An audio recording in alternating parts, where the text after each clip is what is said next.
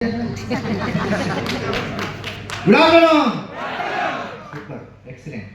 ఇక నా పేరు పవన్ రాజు అండి. నేను హైదరాబాద్ అంబర్పేటలో ఉంటాను.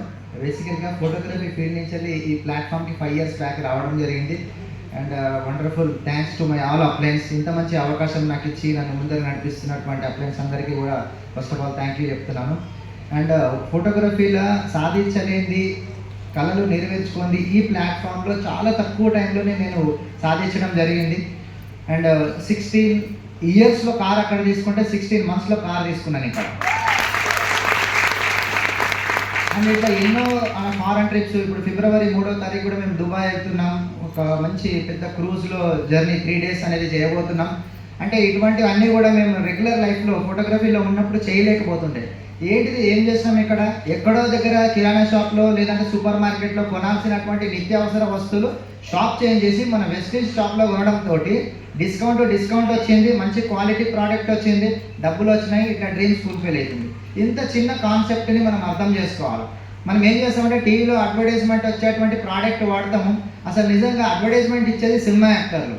ఒక ఎగ్జాంపుల్ చూడండి, సినిమా యాక్టర్ నాగార్జున బిగ్ బాస్లో వస్తారు కదా, బిగ్ బాస్లో చాలా మంది చూస్తారు కదా. నాగార్జున వయసు 65 సంవత్సరాలు, అందులో ముసలామె గంగా ఉంటుంది చూడండి, 62 సంవత్సరాలు అంట. ఎట్లున్నారు ఇద్దరు? టీవీలో అడ్వర్టైజ్మెంట్ ఇచ్చేది సెలబ్రిటీలు. ఆ సెలబ్రిటీలు చెప్పిన ప్రోడక్ట్ వాడితే గంగమ్మలాగా తయారయ్యారు. మరి నాగార్జున చూస్తే అడ్వర్టైజ్మెంట్ లేనటువంటి ప్రోడక్ట్ వాళ్ళు వాడతారు. అంటే మనది కూడా అడ్వర్టైజ్మెంట్ లేనటువంటి ప్రోడక్ట్ ఇది. మౌత్ పబ్లిసిటీ, ఒక సాటిస్ఫైడ్ కస్టమర్ ద్వారా ఇంకొకరి దగ్గరికి వెళ్తుంది. బాగుంటే చెప్తామా, బాగాలేకపోతే చెప్తామా? బాగుంటే చెప్తాం. అట్లనే నాగార్జున లాంటి సెలబ్రిటీలు అందరూ కూడా మంచి మంచి క్వాలిటీ ప్రోడక్ట్లు వాడుతున్నారు కాబట్టి వాళ్ళ ఏజ్ తెలియట్లేదు, అవునా కదా? మరి ఇప్పుడు మీరు ఆలోచించండి, గంగాలాగా ఉందామా లేకుంటే నాగార్జున లాగా ఉందామా అని చెప్పారు. ఓకే, ఎస్, మీరు తెలివైన వ్యక్తులు డిసైడ్ చేసుకున్నారు. అండ్ ఇంకొక విషయం ఏంటంటే, మనము అందరం రెగ్యులర్ లైఫ్లో చిన్న చిన్న విషయాలకు మాత్రం చాలా జాగ్రత్త పడతాము, పెద్ద పెద్ద విషయాలను లైట్ వదిలేస్తాం. ఎగ్జాంపుల్ చెప్తా చూడండి, ప్రతి ఒక్కరు స్మార్ట్ ఫోన్ వాడుతున్నారా? స్మార్ట్ ఫోన్కి మంచిగా ముందర ఏం చేస్తాము, స్క్రీన్ గార్డ్ వేపిస్తాం. స్క్రీన్ గార్డ్ లేకుండా వాడుతున్నామా? వెనక పౌచ్ ఎందుకట్లా, ఎందుకు కావాలని? అది లేకుండా ఫోన్ నడవదా? సెక్యూరిటీ నడవదా? మరి ఎందుకు? సేఫ్టీ. సేఫ్టీ. ఒక్కసారి గ్రేట్ రౌండ్ అట్లా సేఫ్టీ. మన ఫోన్ కింద పడద్దు, పడితే ఏమైపోతుంది, మనం చచ్చిపోతామా? ఫోన్ ఖరాబ్ అవుతుందేమో, ఇంకో ఫోన్ కొనుక్కోవచ్చు.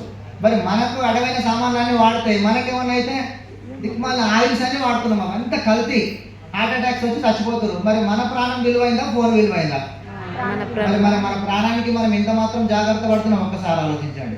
అండ్ సెక్యూరిటీ విషయంలో ఆలోచిస్తే, గుడికి పోతే అక్కడ చెప్పుల స్టాండ్ దగ్గర 5 రూపాయలు ఇచ్చి మన చెప్పులని బాగా జాగ్రత్తగా కాపాడుకుంటాం.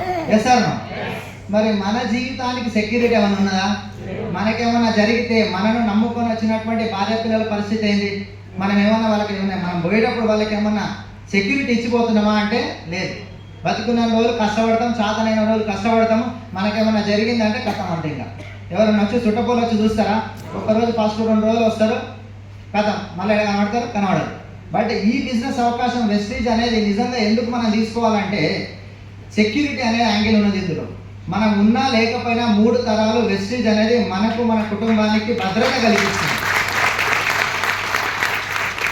బయటికి నుంచి మనకి ఏం కనిపిస్తుంది అంటే, సామాన్లు, సబ్బులు, పేస్టులు కనిపిస్తాయి, కానీ కనిపించాల్సింది అవి కాదు, భద్రత కనిపించాలి, ప్యాసివ్ ఇన్కమ్, నిరంతర ఆదాయం కనిపించాలి. మనం బయట చేస్తున్న నిరంతర ఆదాయం రావట్లేదు అంటే, మనం పని చేసినా పని చేయకపోయినా కంటిన్యూస్ ఇన్కమ్ వస్తుందా? మనకి ఉద్యోగం చేస్తే నెలకు 30 రోజులు చేస్తే జీతం వస్తుంది. ఒకవేళ 6 నెలలు చేయలేకపోయినాం, ఇన్ కేసు ఏదైనా రీజన్, హెల్త్ ప్రాబ్లం ఉండొచ్చు, ఏదైనా ప్రాబ్లం ఉండొచ్చు, ఒక 6 నెలలు చేయకపోతే, 6 నెలలు కాదు నెల రోజులు చేయకపోతే జీతం ఇస్తారా? బట్ ఈ యొక్క వెస్టేజ్ బిజినెస్లో ఎట్లా అంటే, మీరు ఒక 6 నెలల నుంచి 1 year కనుక సీనియర్స్ చెప్పినటువంటి విషయాన్ని విని కనుక ముందరికి వెళ్తే, మనం చేసినా చేయకపోయినా కంటిన్యూస్ ఇన్కమ్ వస్తూనే ఉంటుంది. అట్లా చాలా మంది ఉన్నారు.